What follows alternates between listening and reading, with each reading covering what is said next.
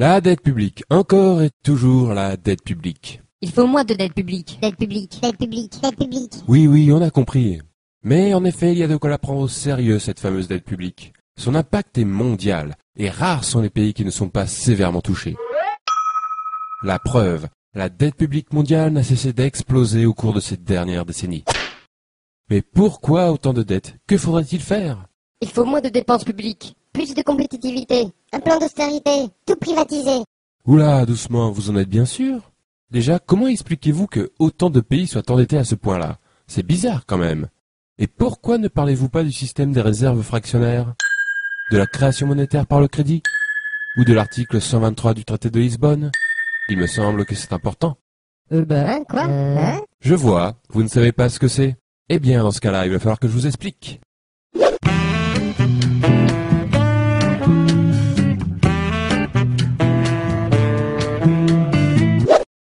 L'économie, c'est comme une baignoire. La monnaie est son eau. La règle est de la remplir avec la bonne quantité. Ni trop,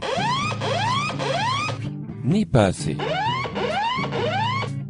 Quand une économie est en croissance, c'est comme si la baignoire grossissait. Il faut donc rajouter de l'eau, c'est-à-dire créer de la monnaie. Donc une première question s'impose. Comment est créée la monnaie? Les robinets de l'économie, ce sont des banques très particulières, normalement publiques, que l'on appelle les banques centrales. Elles peuvent créer et détruire la monnaie à volonté, et donc remplir ou vider l'économie. La monnaie créée par ces banques s'appelle la monnaie centrale. Mais, petite astuce, il existe un deuxième robinet, constitué des banques commerciales, c'est-à-dire les banques privées. Cependant, ce robinet fonctionne d'une manière un peu particulière. Je vous explique. Lorsque l'on fait un emprunt dans une banque, la plupart des gens s'imaginent que la banque donne une partie de l'argent qui est dans ses coffres. Eh bien, pas du tout. La banque va en réalité créer l'argent qu'elle prêtera par une simple écriture comptable. Cet argent sera détruit au fur et à mesure que le prêt sera remboursé. Ce procédé se nomme tout simplement la création monétaire par le crédit.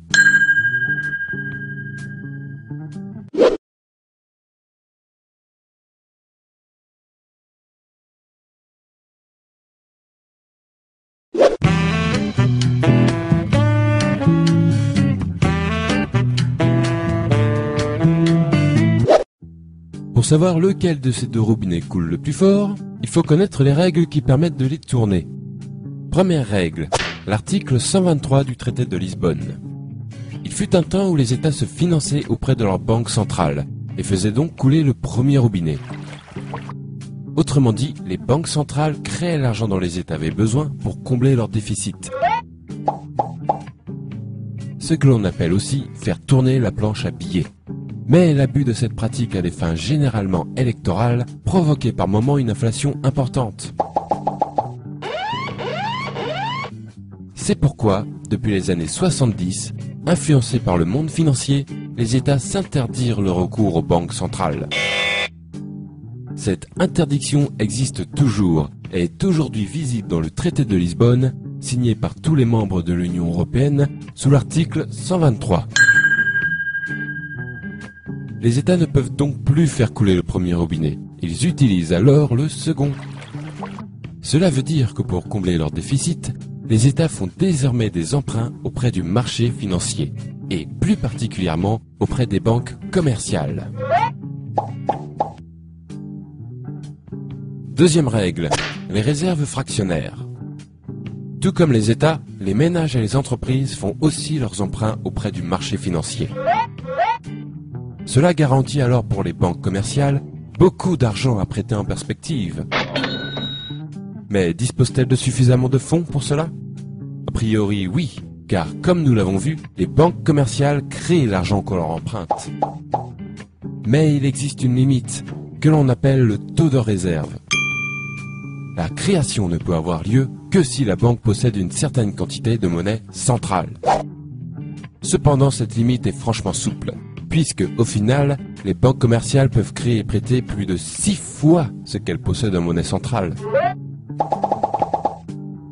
Et si malgré cette souplesse, elles sont tout de même à court, pas de souci, puisqu'elles sont autorisées à emprunter autant que nécessaire auprès des banques centrales.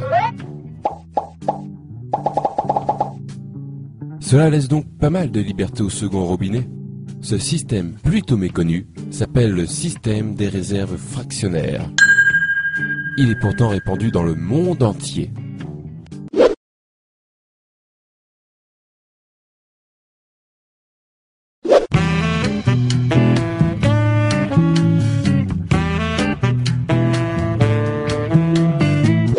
Trêve de robinetterie, revenons à la baignoire. Nous venons de voir que le premier robinet ne sert plus aujourd'hui qu'à alimenter le second. En d'autres termes, la monnaie centrale ne sert plus aujourd'hui qu'un rôle de régulation pour les banques. On peut donc comprendre que la baignoire est alors totalement remplie de la seconde eau. Autrement dit, la totalité de la monnaie en circulation prend désormais son origine dans les crédits accordés par les banques. En effet, l'essentiel de la monnaie est de la monnaie dite scripturale, c'est-à-dire de la monnaie issue du crédit. Or, il y a un problème avec cette eau. Elle s'évapore. Et oui, puisque la monnaie provient du crédit, elle disparaît quand ces mêmes crédits sont remboursés. Il faut donc sans arrêt refaire couler le second robinet pour garder la baignoire pleine. C'est-à-dire que les États, les ménages et les entreprises doivent sans cesse emprunter auprès des banques pour que l'économie fonctionne.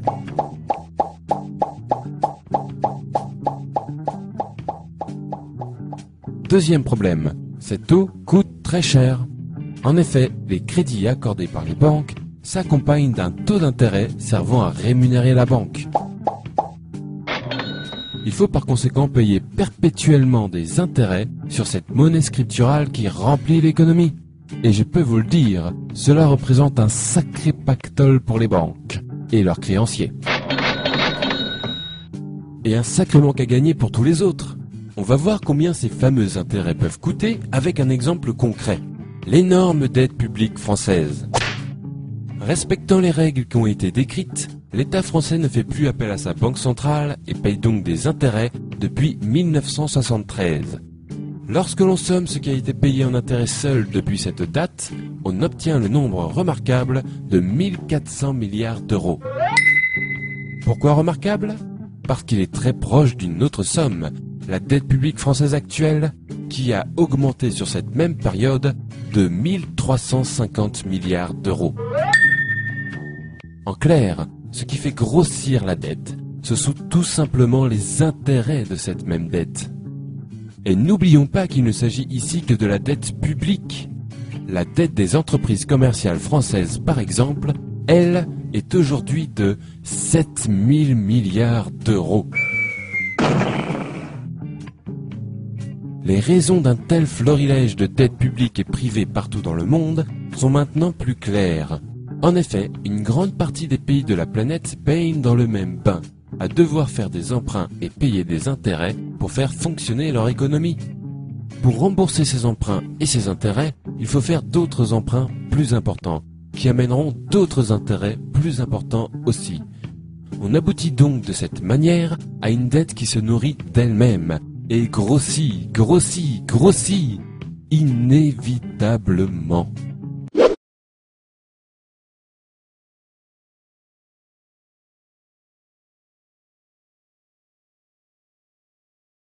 Vous avez déjà dû entendre que la dette publique est provoquée par une mauvaise gestion des dépenses de l'État, ou un manque de compétitivité, et que la seule manière de la résorber est de privatiser l'économie ou d'appliquer des plans d'austérité.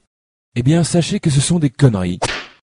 Il est mathématiquement impossible de résorber l'ensemble des dettes publiques et privées sans aborder la question de la création monétaire par le crédit avec intérêt, puisqu'elles en sont les causes naturelles. Si vous voulez résorber la dette, le premier prérequis indispensable est d'arrêter de faire couler le second robinet pour remplir la baignoire et d'utiliser plutôt le premier à bon escient. C'est-à-dire limiter le pouvoir de création monétaire aux seules banques centrales. C'est le seul moyen d'obtenir un système monétaire qui n'auto-alimente pas sa propre dette. Il y a une quarantaine d'années, les États se sont interdits l'accès à leur banque centrale, sous prétexte que le premier robinet était parfois utilisé de manière abusive. Nous sommes arrivés aujourd'hui à la situation inverse, où le premier robinet manque cruellement et un autre l'a remplacé, remplissant l'économie de dettes impossibles à rembourser. Tout cela, ne l'oublions pas, au profit des grandes banques et de leurs créanciers. Je trouve déplorable qu'un sujet si crucial ne soit ne serait-ce que débattu par la classe politique, ni ne soit jamais traité dans les grands journaux. Merci de votre attention.